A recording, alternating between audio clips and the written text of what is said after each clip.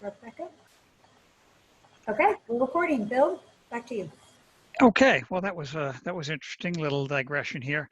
So as I was starting to tell you, the governor created this commission to look at infrastructure, and it was being run directly out of the governor's office with I call these a kind of a blue ribbon commission. It had the president of Columbia University was on it. There were heads of large engineering firms and top research scientists from around New York City and nationally that were about 40 people total that were serving on this commission. And so I was at my desk at the state GIS office that fall, maybe a month or so after the events of Superstorm Sandy, and I got a phone call from a woman in the governor's office, and this was one of those classic Carpe Geo simple, innocuous request. She said, "Bill, I hear you're the mapping guy." I said, "Yes, I am." And she said, "Well, we started a commission and we need some maps for this report that the commission's going to doing. Can you help?" Well, now, I don't know about you, but if I get a call from someone in the governor's office who asks for my help, the answer is an automatic yes. So I said, "Of course, happy to help." And what do you need for maps? And so we got into this conversation that I was describing earlier, where as we talked, it was clear to me that she did not have any clear idea of what kind of GIS work they needed done. She was simply asking for maps because they thought they would be useful in the report and might help shed some sort of light on what had happened and maybe generate a deeper understanding about what the circumstances were that caused that flooding in Manhattan. So I told her I'd like a day or two to bat some ideas around with our team internally, and I'd get back to her, which is exactly what we did. And so a few of us sat around a conference table and started exploring ideas. And this is where I had one of those aha moments where I remembered something I had seen much earlier in my career, which was when we first started dealing with orthoimagery. Tom Hart, who was running our coastal program at that time, had taken the very first orthos and had overlaid them on scans of the shifting barrier islands off the south shore of Long Island, maps from the 1890s. And when you looked at them with 1990s circa or aerial imagery overlaid on these 1890s maps, you see 100 years of change in these very, very ephemeral shoreline features. And you could see that things had really shifted a lot in 100 years. And that had me wondering, as we were thinking about what to do for New York City, whether there had been much shoreline change around Lower Manhattan. And so we did some analysis, which I'm going to show you now. And it started with just an understanding of, this is the New York City area. New York City is actually 5 counties: Bronx, Queens, Kings, and the county of New York, which everybody knows as Manhattan. And the southern tip of Manhattan is highlighted there because all the maps I'm going to show you subsequent to this are in Lower Manhattan. And an interesting thing I had seen also a few years earlier was a gentleman by the name of Eric Sanderson at the Wildlife Conservation Society, which is based at the Bronx Zoo, had done a really interesting study that had actually been a cover story on the National Geographic magazine called the Mannahatta Project, where they looked at what the island of Manhattan had looked like at the outset of Western settlement there, which began in 1609 when Henry Hudson sailed into the New York harbor on the Half Moon. And so he had created a reconstructed environment of what Manhattan looked like. And so from Eric Sanderson, I was able to get, this is believed to be a fairly accurate depiction of what the tip of Manhattan looked like in 1609. And there's a timeline along the bottom. You'll see as I go through these maps, the timeline's going to advance. And the very first map that we have here is from the collection of maps at the New York Public Library. And I had started making phone calls when we wanted to explore this shoreline change, and I had called around to see who might have old maps. And one call led to another, and somebody recommended that I speak to someone who I had never met before. His name is Matthew Knutson, who was the map librarian at the New York Public Library. And I called up Matt, and he got very excited because he had been working to digitize maps in their massive collection and geo-rectify them so they were in proper coordinate space, but they were getting very, very little use. And so when I told him what I was trying to do and who the work was for, he got really excited. He overnight sent me links to a whole series of maps, and that's what you're going to see here. And this is the first one. So it's a map from 1660, and you can see when we overlay it on the Mannahatta image, there's very, very little shoreline change. But let's shift now to 1767.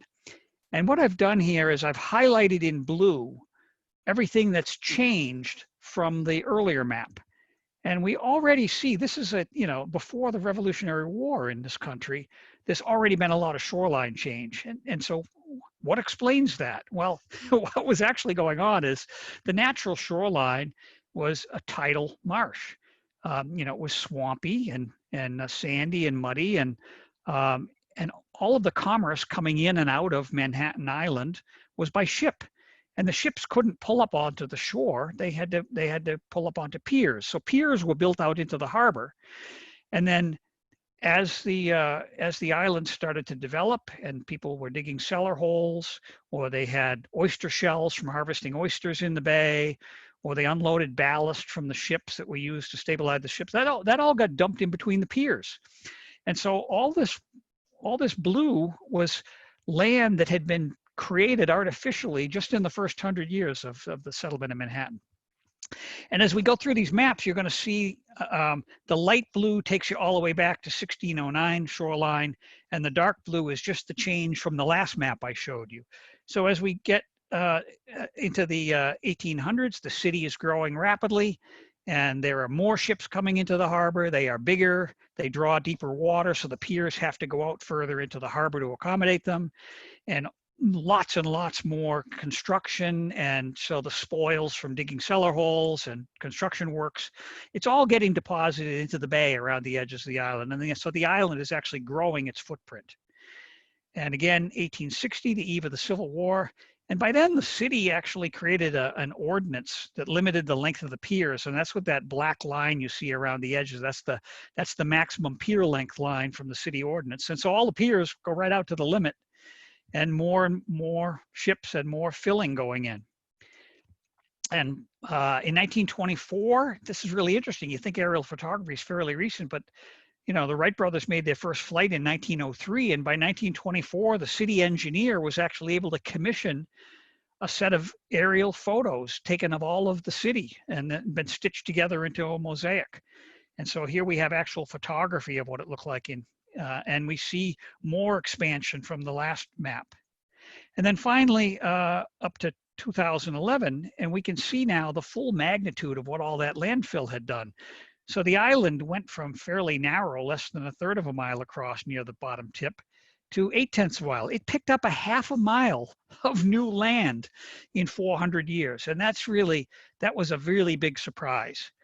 But here's what makes it interesting.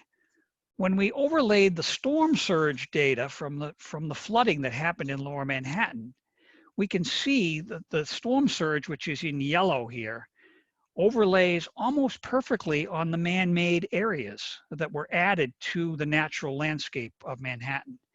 And when we showed this to the governor's commission that was meeting in Manhattan in December of 2012, this was a game changer. This really changed the understanding, because this made it clear that this problem just wasn't some freak of nature. This was a man-made problem. This was flooding that occurred on a man-made floodplain, if you will. And that really was an awakening moment and very sobering for me, because it was a great example of how GIS can help inform policy and policymakers at the highest levels. And for my money, there's no higher and better use of GIS than to be able to show the truth to policymakers. And so I love this example because it really highlights kind of that story of Carpe Geo. And so with that, I'm going to stop my screen share so Karen and I can talk for a little bit here. And Karen, if you want to turn your video back on. Because Karen has heard me give this variations of this talk several times now. And so Karen, I wonder if you might now want to share a little bit about your understanding of Carpe Geo, how this might have been helpful to you, how it's applied for you. Absolutely. I think all of us here are just GIS geeks, or as Amber Knapp would say, geo geeks. And when you coined Carpe Geo, it just so well expresses that feeling that you explained. Like when somebody comes in and says, hey, I have this idea for, a map. And when you dig in, it's just, a ball of yarn, and you just start pulling more and more pieces out. And it's like, well, we could do this. And when you throw out an idea and say, well, we could do this, or what would you think about this? And their eyes get big and they say, oh, wow, that would be really cool. I didn't have any idea we could do that. That's when those, opportunities are just golden. And, I'm sure we all have examples that we can, relay about that happening through the years. And so I certainly have experienced that many times. And the longer I am in my career and the higher I'm getting, it's really exciting to see it, starting to take root at higher levels of government too. And it's especially frustrating, in this day and age with COVID, to see how much people are using the status maps, and we know that it can enlighten and educate people. And so I think we're at a turning point where, hopefully the technology is more embraced and more welcomed to be able to inform and educate the public about current status and decision making. Yeah, great. So, as I've kind of evolved this Carpe Geo idea a little bit, one of the things we did is kind of develop we developed this logo that you see behind me, but also a 3-word phrase. I'm going to hold this up so you can see it. But this is, does that show up on the camera there? Yeah, and you've got it there too. I'm right, on your water bottle. I love it. So, I think Carpe Geo, if you want something short and memorable, I like the phrase seize, solve, share as the kind of the simple 3-word alliteration that of what you're doing when you embrace Carpe Geo. So the seize part is, these opportunities that happen countless times every day. As you go through your workday, you're being exposed to opportunities to do GIS.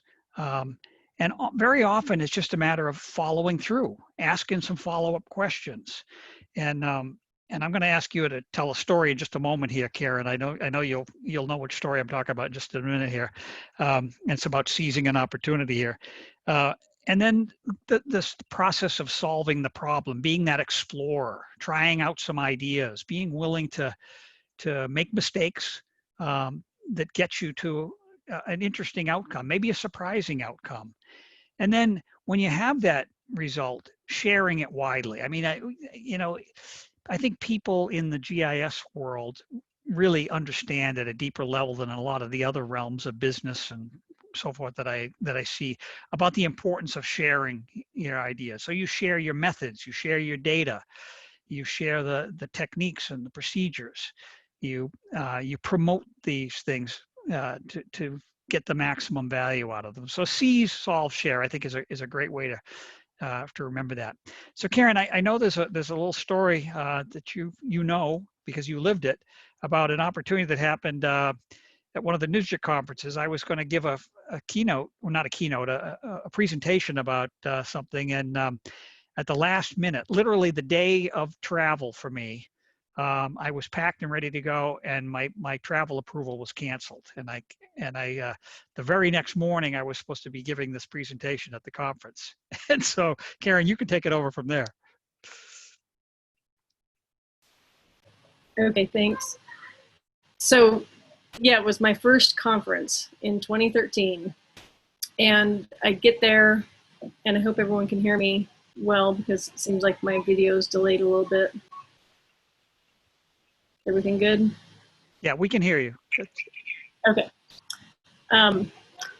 And our director at the time, he approached me and said, Karen, I was wondering if you would be willing to give this presentation in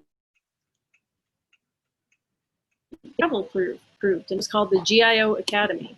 Of course, GIO meaning Geographic Information Officer, and I was brand new to being Wyoming's GIO at the time. And of course, I want to please and impress people, and so I say, sure, I'll do that. And so I get all the material and I studied it and gave Bill's presentation, led his panel discussion, and it was just such a life-changing event for me to be on stage with all these incredible people who had been in that position for years and were willingly giving forth all these nuggets of wisdom. And so I took copious notes. I still have that sheet in my planner to this day.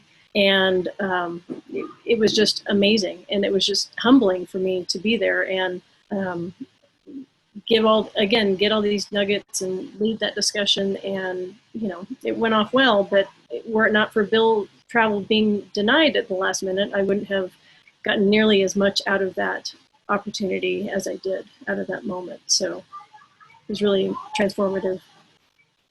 Yeah, that's great, Karen. And what makes it even more remarkable is that you and I had never met.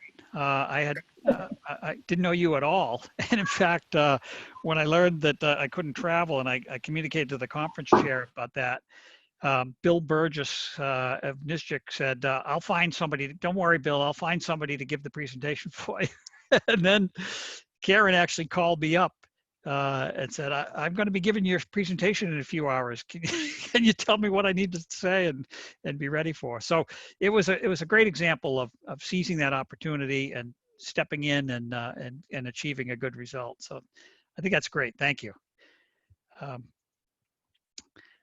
All right. So yeah, thank you. Yeah, you've got a little bit of a delay going on there with both your audio and your video. It's sorry to tell you. All right. So you know, we could share a bunch of stories, but and we will tell some more stories, but I want to shift to another part of this. If you remember at the beginning, the title of this thing was Carpe Geo and Parvum Momentum. So there's another Latin phrase here. So if you don't mind, I'm going to go back to my screen share and just explain a little bit. I want to put that phrase up on the screen. And whoops, that's not where we want to be.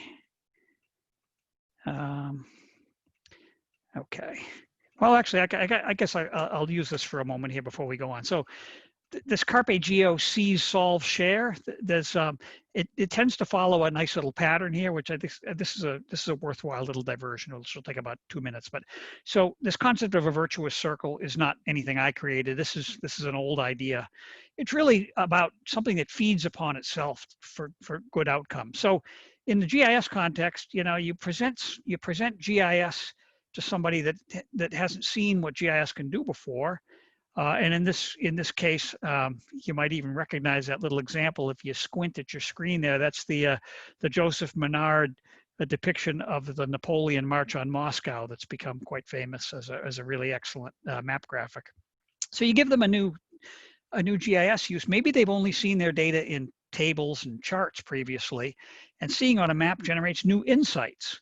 Maybe they didn't really understand that there was a spatial pattern underlying that data that wasn't visible to them before. And that creates some engagement, some excitement. And that engagement and excitement, although I have to say in real life, I've never seen somebody I showed a map to react quite that jubilantly, but that makes a good graphic. That generates some new questions like, hey, how about if we change, can we add another data element? What if you change the query to this? And so forth. And when you do that, that feeds the virtuous circle, and you go around again and again, and each trip around the circle brings you closer to a solution. And I like to think of it, I'm going to go to another slide here. I like to think of it as a spiral, because each revolution, it grows your understanding both in breadth and in depth.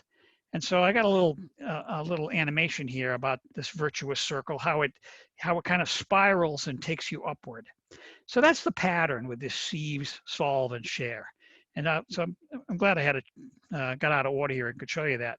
But let's go now to this concept of parvum momentum. This is a real Latin phrase. And by the way, you know, we're in a science discipline. GIS is a science discipline. And one of the little things about science is if you want to be taken seriously as a scientist, you have to use scientific names for things. You know, a botanist doesn't refer to a sugar maple. They go to the Latin name, the Acer saccharum. And so I think if we apply some of that to our work in GIS, you can come off as a more legitimate scientist. So here's my attempt at that. And Parvum momentum in Latin translates to small moment, small moment. And why would I put that up there? Well, I'm going to tell you a couple of stories here briefly.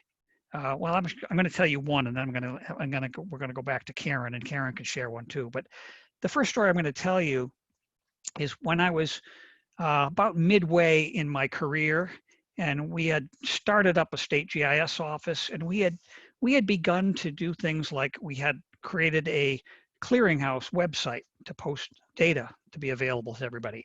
We had started an orthoimagery program, and we had flown the state, and that imagery was all available on the site. And we had worked with, there were 2 or 3 different agencies that were all maintaining different versions of street centerline files. And we had gotten those groups together, and not easily, but over a couple of year period, we got them all to agree to sharing their efforts to create a single and maintain a single street centerline file that met all of their needs rather than having 3 different ones. And we had gotten counties to begin sharing their parcel data. And some of them were reluctant to do that because they also sold the data. So we got them to at least agree to share it in the public sector with other public entities. And we called that our data sharing cooperative. And so we had all these things going. And the work was very busy and intense and so forth at the office. But to me, it was still rather esoteric because I couldn't really connect the work I was doing in the office on these programs with what happened in real life. And perhaps you've had similar experiences in your GIS travels, that the work you do maybe doesn't feel like it has a personal connection. But one day, at the time, my 2 oldest daughters were elementary school age, and we had the habit of stopping every week at the town library, and we would run in, the girls would go to the children's book section and return last week's books and pick out a few books to take home for next week. And so we were at our weekly stop at the library, and in the library, they have a community meeting room, kind of as a little wing on the library. Probably your library has something similar. And as I was waiting for my daughters that week, I could see that the room had maps hung up all around the perimeter. And so that got my curiosity. Hey, I work in GIS. Here's a bunch of maps. Let me go see what they're doing. And I walked in the room, and what they had posted were maps for a new draft master plan for the town that we lived in. And I went over and looked at those maps, and suddenly I had one of these moments, these small moments that are really powerful, because on those maps were the orthoimagery that we had acquired in our office statewide. The parcel data from Albany County that had agreed to join our data sharing cooperative, and the street centerline file that we had gotten those agencies to agree. And all those things were being put to use, unknown to me up until that moment, to make a new master plan for my town. And suddenly I could connect the work that I had done in the office, that was a lot of contract writing and working on data standards and things that are a little difficult to connect with on the ground reality. Suddenly, all of these things were being used to make my town a better place. And I could understand the role that I had had in that. And that was I stood there and it actually took my breath away for a moment. And it really reinvigorated me to go back to the office and understand at a much deeper level how important our work was. And so I've been lucky enough to have a couple of other of these moments over the course of my career, and I hope that you've had some too, because they really, really are a very powerful thing. I'm going to stop my screen share, and if you want to rejoin us here, Karen, with your video camera, let's talk a little bit about that. And maybe you can talk a little bit about Parvum momentum moments that you're willing to share. Yeah. Again, Bill gave a talk, I think, a year or 2 ago, first on Parvum momentum. And I think it was 2 years ago the first time.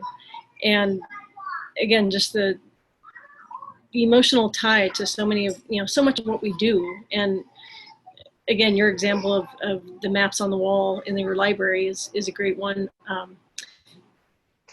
I've seen my maps when I used to work for the BLM at public meetings, and maps of mine, data that I worked on for Game and Fish that were picked up by a high school teacher, and he used them to start educating his students about GIS and natural resource management. And it's humbling, and it just makes you smile. It just touches you deep, and it does make you realize that what you do makes a difference in your community and your world, and that's what we're all about, is making better decisions and informing people. So yeah, I totally agree with that. And I think a lot of people that I encounter in the world of GIS don't take the time often enough to step back and think about how important their work is. You tend to be focused on, the to-do list that's in front of you, and, the stuff that your boss is asking for by the end of the week, and all the minutia of completing these GIS projects. But I think it's really, really important to step back and understand that no matter what you're doing in GIS, it almost always connects to something important, whether it's, saving lives with, data that feeds into a 911 system, or it's helping to preserve, the environment because you're working at, looking at a whole range of important issues in that realm, or the COVID stuff and public health, and virtually everything that we do. Even in the business world, these things generate efficiencies to lower the fuel costs of delivery, because you've optimized the delivery routes and so on. So we think about the business world as being profit oriented, but they're also efficiency oriented, and these things all have a trickle down effect on reducing our consumption of resources and all that too. So there's good that comes out at so many levels from the work we do at GIS. So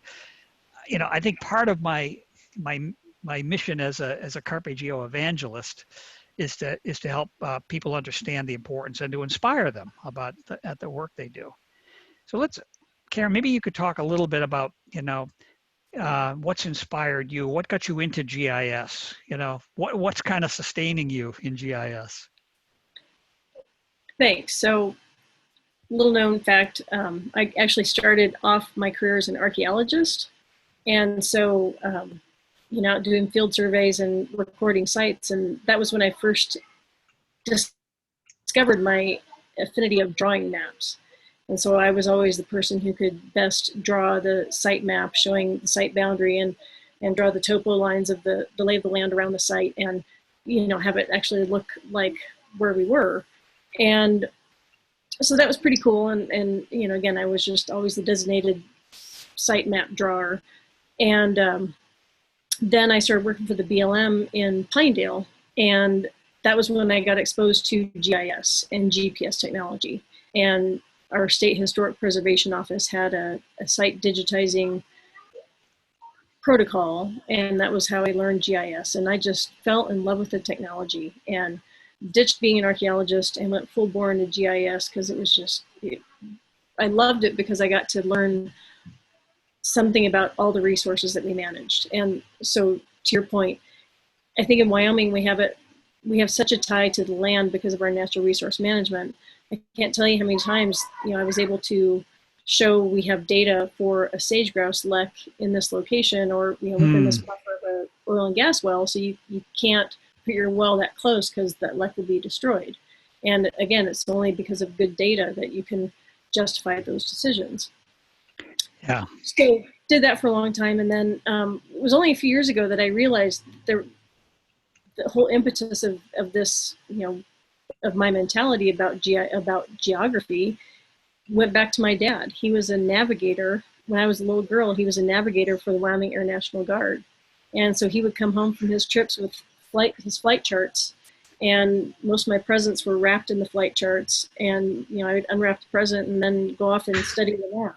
And that was what I loved, was studying those flight charts. And I had forgotten about that until just one of those Parvum momentums hit me, like that's where it all started. And it was touching. Just kind of forget those things until they come back. That is so cool. I until right now, you had never mentioned this bit about your presents were wrapped in navigational charts. That's great. I love that. Yeah. Yeah, that's Yep. so nice. And I actually shared that with my dad a few weeks ago too, because I was telling him about this conference and shared it with him, and he thought that was pretty cool too. So Yeah. yeah.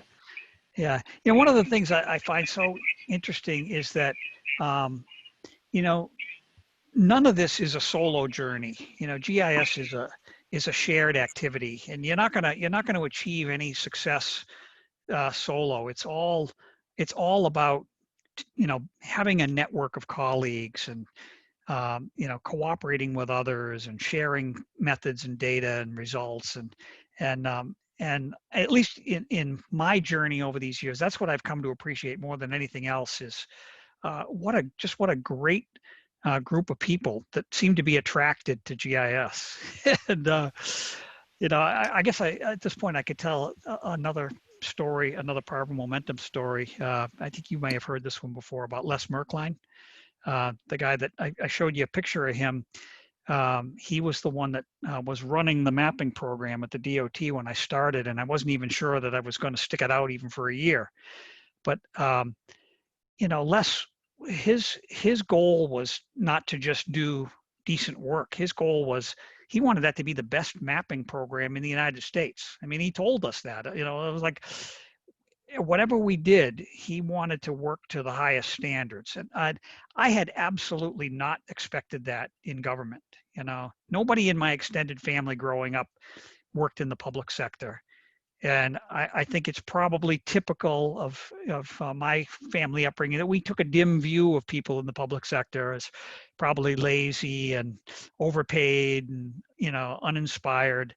But my experience at the New York DOT was so opposite from what I expected. I was actually kind of reluctant to take the job in the first instance, and so you know that's why I stuck it out, and it's been incredibly rewarding, and I have zero regrets about the decision to stay in the public sector and pursue this GIS career as opposed to being a builder. And I still love the building trades. You know, my brother's a builder, and several other relatives are in that business, and that's how I still spend a lot of my free time. But the GIS career that I have unexpectedly enjoyed has just been fabulous. And so when I was getting ready to retire from the state after 31 years, Frank Winters, who's now the GIO for New York, some of you may know him. Karen knows him well because she and Frank are serving together on the NSGIC board. Karen is the current president, and Frank is actually the president-elect. He will be president next year of NSGIC, and he's just doing a fantastic job. But when I was getting ready to retire, Frank said, "Bill, I want to have a retirement party for you. You willing to do that?" I said, "Yes, sure." And he said, "All right, then I need help with a list of people to invite." So over the next few days, I kept a writing tablet on my desk, and I was adding names to it. And I was thinking back further and further to people that I wanted to invite, people that had had an impact on my career. And I eventually wrote the name Les Merkline on that tablet. And I hadn't seen Les in 20 years. Les had retired in 1996, and I was retiring in 2016. So in that 20-year span, I had completely lost track of him, didn't know where he was. Actually, I wasn't even sure if he was still alive. But he has a distinctive enough name that when I typed it into Google, I pretty quickly found that he was living in Naples, Florida. And his phone number was on the screen. And I thought, holy smokes, why don't I give him a call? This was something I hadn't even thought about doing. And so just in the moment, I seized that moment and I picked up the phone and I called Les. And guess what? He picked up the phone on the second ring. And we had this really interesting conversation, and we were recounting the old days and reminiscing and chit-chatting about, you know, our families and what had gone on. And it was like we hadn't even, you know, ever lost connection. It was just like, you know, I was walking in his office on any other day. We were picked up right where we left off, and it was great. And as we were talking, I was realizing that I ought to talk to Les to let him know that I had really appreciated him being the one that convinced me to stay in government, because he didn't know that. And so as the conversation, you know, on the chit chat side was starting to wind down, I said, Les, I'm getting ready to retire here, and I've been thinking back about my career and how unexpected it was, and said, Les, I want you to know something. I want you to know that the reason I stuck it out and stayed with it is because of you, because it was you that showed me that we could do awesome work in government. It was you that inspired me to push yourself and get out of your comfort zone and take things to the next level. And that clicked for me. And that is why I stayed. And the phone got really quiet. And before I tell you the rest of this, I just need to pause and tell you a little bit more about Les, just so you understand how surprising this was. Les was a hard driving guy. He was not anyone who would show emotion. He pushed us every day. Not everybody liked that. And frankly, by the time he retired in 1996, he had kind of worn out his welcome. And there were more than a few people in the office who were not sorry to see that old hard ass leave the building on his last day. And I think Les, when he retired, may have felt a bit defeated, because I'm not sure he felt appreciated. I'm not sure he felt like maybe he hadn't really moved the needle. Maybe it hadn't been worth all of his toil and his hard driving nature. Maybe it wasn't appreciated. And so anyway, back to our call, I was on the phone with him, and there was this long silent pause. And when Les's voice came back on, it was a voice I had not heard from him before, because what I heard was a voice quavering with emotion. And I could tell that it was a very emotional thing for him to say. And his voice was actually starting to crack, and he said, Bill, you have no idea how much this call means to me. And wow, talk about a Parvum momentum moment. That was an emotional, electric connection. We were 2,000 miles apart, and it felt like we had a perfect bond in that instance. And I got off that call with Les, and actually I had tears running down my cheeks, because I hadn't expected that, and it had been such a powerful thing. And I was processing that call, trying to understand it. And I realized something significant. I realized after a few minutes that we have the ability not only to experience these powerful moments, these Parvum momentum, but we actually have the ability to give them to others. And that was a pretty happy thought. And I was thinking about that. And then I realized something further. I realized that Les and I had experienced that moment, that powerful moment, together at the same time. It was a 2-for-1. It was a shared Parvum momentum. And I really think those are the best kind. And that's what I want to convey to you folks, is that there are people out there in your career that have helped you, and do they know it? You haven't made this journey alone. Maybe it's appropriate for you to have one of these conversations and have one of these powerful moments that inspire you, but also inspire your mentor. Make them know that what they did move the needle, did make a difference, and that you are doing important work. And that's part of this giving back, this sharing, the see, solve, share part of Carpe Geo. All right, so I've been talking enough here. Karen, do you have another story you want to share? Yeah, if I could go back, I think there's just a good tie for the Carpe Geo segment. Kind of builds on the GIO Academy that we discussed. So I'm actually going to start a few slides and share my screen, maybe. Uh-oh.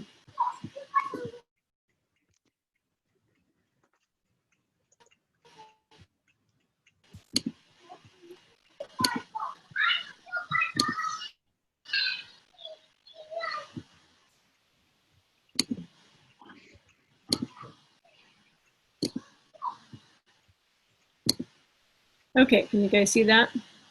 Yep. Okay. It's there. Thank you. Uh-oh. Yeah. There we go.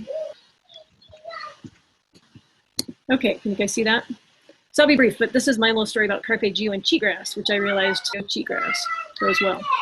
So, you know, my career just fish, where I was in the habitat protection program working to manage sage-grouse habitat. And sage-grouse habitat in Wyoming is threatened by energy extraction and other surface disturbances like wildfire.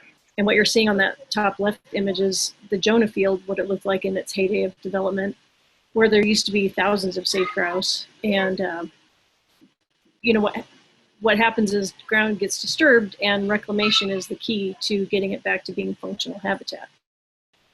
But the trick is invasive species. So effective reclamation is hampered by invasive species such as cheatgrass, and cheatgrass just becomes a monoculture. And we don't want that because it makes the habitat less productive for ag producers and for wildlife. What we want is beautiful, robust sagebrush like you see on the right, with forbs and grasses and in good functioning habitat. And so that's what I've been doing the last several years. But going back to the GIO Academy, one of the biggest nuggets that I learned from that I took from that, is this idea of to take note. The way that Shelby Johnson described it was to pay attention to the issues being discussed and produce products that weren't necessarily discussed but address an issue. And so knowing that cheatgrass is a big issue in Wyoming, and in other states like Nevada, it really has taken over. And in Wyoming, it's present, but we don't really know the extent to which it has taken root in our state. And we think we can, be able to keep it at bay if we do effective treatment and, use our resources wisely. And so 2 years ago now, I threw out the idea to Jeff Levin, our good friend from Wolpert, and said, "Hey, Jeff, what do you think about using LiDAR to map cheatgrass?" And so this was a two-pronged Carpe Geo for me. One was, being able to address the cheatgrass issue, but the second was showing how LiDAR can be beneficial to Wyoming, knowing that, we need to find a way to capture LiDAR for the whole state and show its benefit.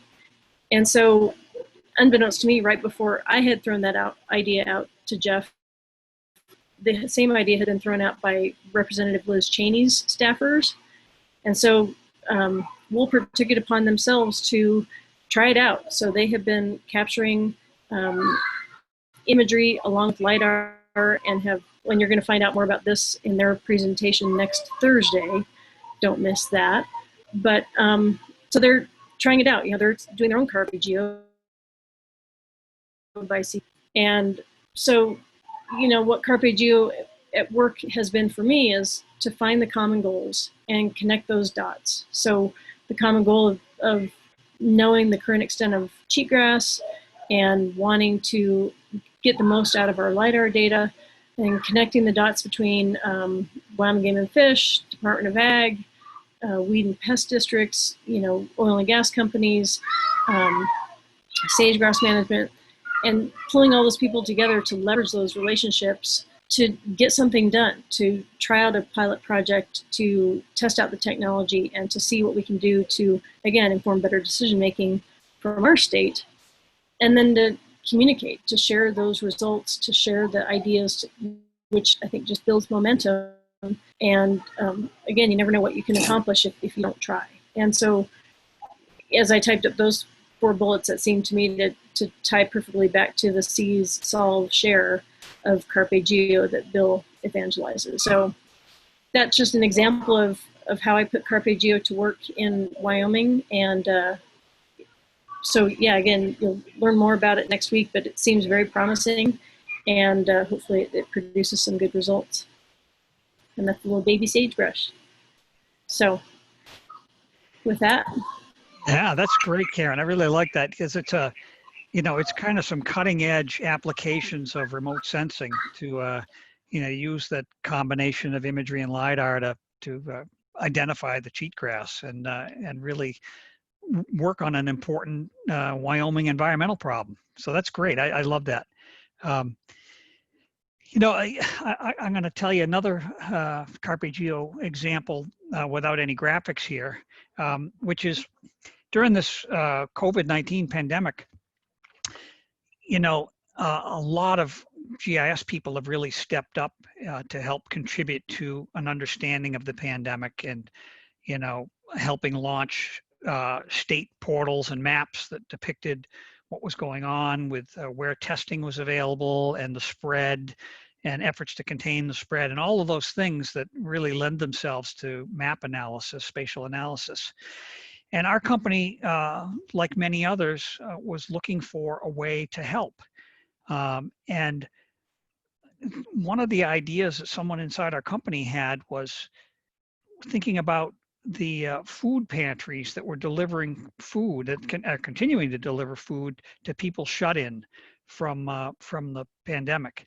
And I don't know how well known it is, but the food pantries all over the country are seeing a surge in demand, really unprecedented. And food pantries generally run on a threadbare budget. They're staffed largely with volunteers, and they are really strained to bring food to those who really shouldn't be out and about exposing themselves to the virus, like seniors and people that are in quarantine and people that are, you know, for a variety of reasons, you know, need to stay home. And so these food pantries are seeing this surge in demand, and it really is taxing their capabilities.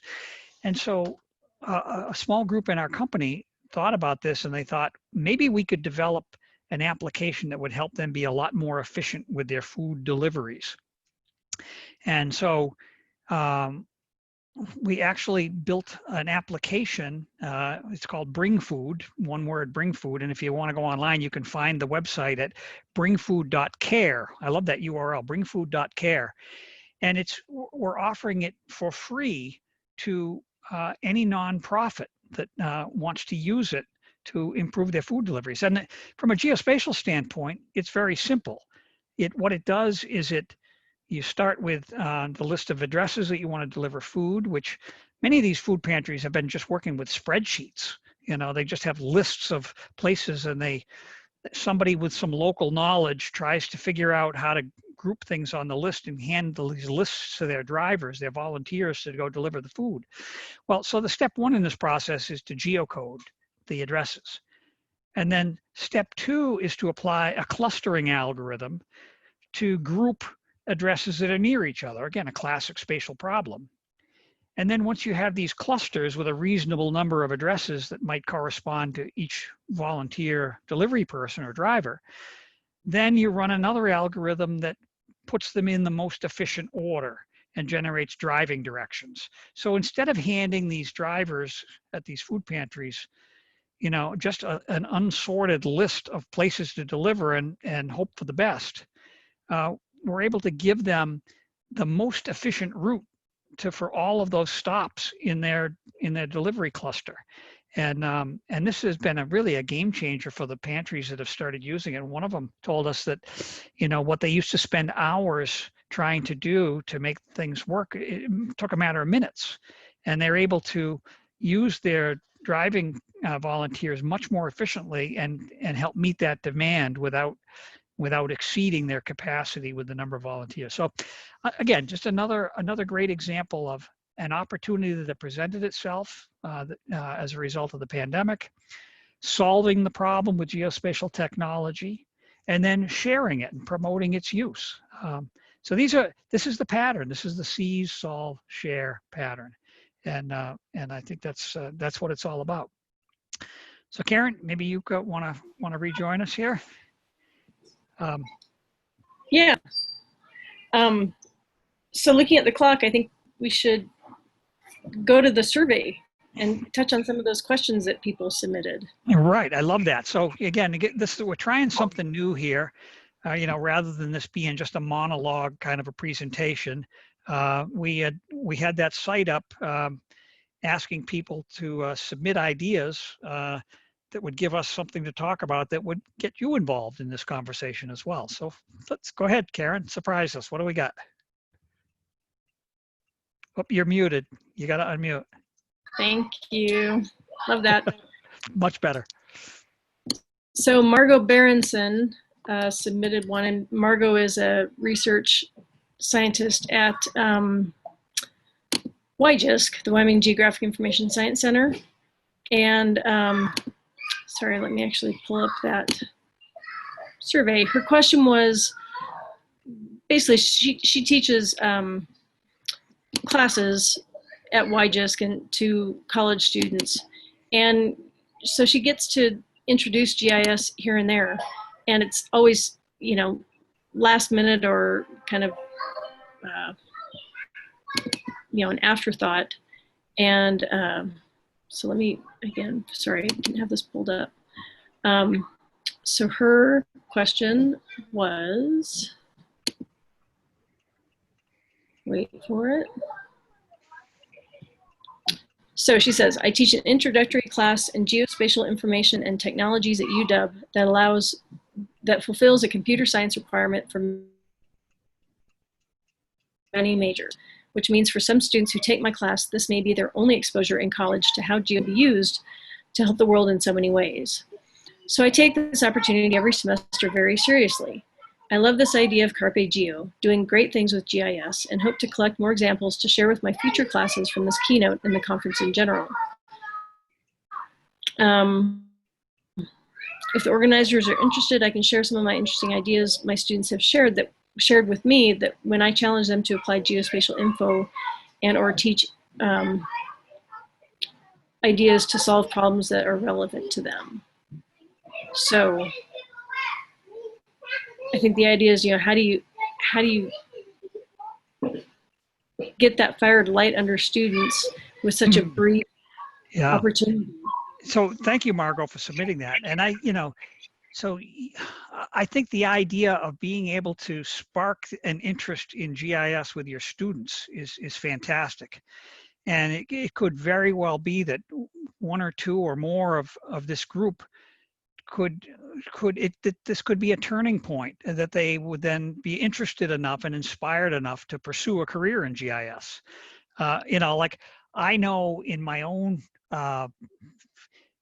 background here, I was on a college career track in engineering that I wasn't feeling very good about as a freshman in college. I almost dropped out to go back and, you know, pick up my hammer and tools and just go pursue the building trades, because I wasn't failing at engineering, but it just wasn't lighting my fire. And I thought before my sophomore year, all right, let me just give it one more year, and maybe the light bulb will light or something here. And I went back, and in my second semester, I took an intro to geography class. It was a gen ed requirement. You needed certain numbers of credits in a few topics, and this intro to geography satisfied a gen ed requirement. And I was lucky enough to end up with a professor, name was Dr. Barbado, Jim Barbado, who was a fantastic teacher. And he made that course so interesting. We did, mapping in GIS wasn't the focus of it. This is in 1983. You know, GIS was really an early thing at that time. And this was at a small school in Massachusetts that they didn't have much of a program. The geography department was small. It was 3 professors. But I was so taken with this idea of the geography discipline and looking at problems spatially and understanding things spatially, that before the semester was out, based on this one 3-credit gen ed requirement, I switched majors, and I dropped from the engineering program and switched to geography. And from that point on, that was like somebody flipped the switch that was on my back, and I was motivated, and I was charged up, and I was excited about it. And so, Margot, I hope you can have that same experience with, you know, one of the malleable minds in your classroom. And there's no end to the examples out there. I mean, it's almost like just throw a dart out there at current problems facing the world or your community, and you're going to find an opportunity to seize and go the best thing is to not be thinking about an outcome. Think about the fun you're going to have on the journey of trying it out, and maybe even make it an interactive thing with your class where you let the students suggest a problem they're interested in, and then go, together, go exploring, go look for data, talk through, the methods that you might apply to that, and do some experimenting and see how far you can take it. That might be a really, really interesting way to approach it. But I think the key point is there are plenty of people like I was in 1983 that aren't sure that they're studying the right thing, and maybe you can bring them around, and the next person that's going to have a long, fulfilling career and solve some important problem is in your classroom. Anything to add, Karen? Yeah, and I think the key is to make it personal, like you said. Find what. Can you hear me? Yep. Yeah. Make it personal and find what's of value to them. So the second one quickly is, and her question, which I think is something we can all relate to, is, can you share some ideas for supporting innovation and change when working with groups or teams that seem opposed to it? For example, the way we've always done it works. If it's not broke, don't fix it. Those types of folks. Yeah, well, that can be tough. And in my experience, you just have to tune out the naysayers, and just be willing to go, even if maybe initially they don't want to join you. I think it's more productive to demonstrate success than to argue, against to argue against somebody that's opposed to your idea. I kind of feel like that's a waste of energy. That it's worth a shot, but you may find that you're not going to make much progress on that. But success breeds success, and when you do something successful, people notice it, and then they'll want to join you. They'll want to know what was your, how did you do that, and can that apply to me? And so, that's that back to that virtuous circle idea where you try things, it opens up some minds that generate more questions, and the cycle can repeat itself. So always be thinking about, what's the positive step I can take, rather than thinking about combating the negative. Just kind of put that out of your mind, and focus on let's go forward. Let's take, even if they're baby steps, you're going in the right direction when you're going forward. Endeavor to persevere. There you go. Did we have any other things submitted? Those were the only two, actually. Okay. But I wanted to address something that you said earlier, about just the people that are in GIS. A good friend of mine has a saying that you don't make friends, you recognize them. Ooh, that's good. And I love that. And that was how I felt about NSGIC at my first conference. The NSGIC people, they are my people, and I just recognized that they were my tribe. And I think in the GIS sphere, I think we recognize that we are kind of a special type of person, and but we are dedicated to what we do, and I can't think of any that have given up. Mm-hmm. Yeah, and I'm reminded, Karen, of two things. One I'm gonna save for last about you, but another of our NSGIC colleagues, he's now retired, Ivan Weichert, who was the GIO in Kansas before Ken Nelson took over. And Ivan is one of the people that I became friends with only through NSGIC, and we still exchange Christmas cards. And he gets my card, and I get his every year. And a couple of years ago, on his Christmas card, Ivan wrote something really simple, but to me very profound. He just wrote on there, "Friends are the best gifts." And signed it, Ivan. And I love that, because I really think that's true. It's this whole concept of we're not in this, it's not a solo journey, and we meet so many travelers on the way, and the journey is so much more enjoyable, and the burden is so much lighter when you can share it with friends. And so make yourself a gift to others, be a friend to others, help others, support others. Let them know that you appreciate them. I think that's a really powerful motivator for all of us. But I do want to say one more thing about you, Karen. Maybe I'll embarrass you a little bit, but you know, when you were early in your exposure to NISJIC, you very boldly decided to run for the board. I think it was only maybe your second or third year involved in the organization, and you told me you wanted to run for the board. And we were talking about that, and you were describing yourself to me. I don't know if you remember this, but you described yourself as a working dog. And I, that can have a kind of derogatory connotation, but the way I understood it, and I think the way you meant it, was kind of like, a border collie that, is just raring to go, wants to be outside, wants to be running around, wants to corral those sheep and do what the master is demanding of them, and never gives up, and is never too tired to respond. And that's kind of the way I see you. You have the kind of unrelenting, go at it personality, just like a border collie. And so while others might say, geez, you're calling a woman a working dog? What a horrible thing to say. I think it's a very high compliment for you. And I really remember that conversation. It was nothing I would have ever come up with on my own. So I appreciate your sharing that with me at the time. And I hope I didn't embarrass you too much now.